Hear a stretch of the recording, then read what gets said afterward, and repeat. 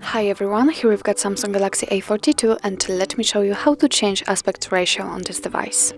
So first of all, let's enter the camera app and now let's take a look at the option bar right here. Now let's tap on this icon and as you can see here we can change the ratio and we've got some options to choose from.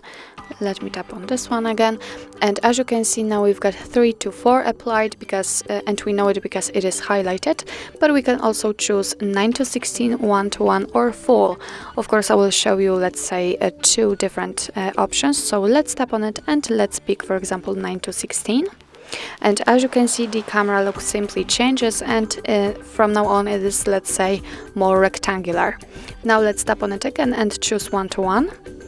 And as you can see the camera looks like a square. And let's tap on the full option for example, and as you can see from now on it is elongated for the full screen. So actually that's all. This is how to change aspect ratio in your Samsung Galaxy A42. Thank you so much for watching. I hope that this video was helpful and if it was, please hit the subscribe button and leave the thumbs up.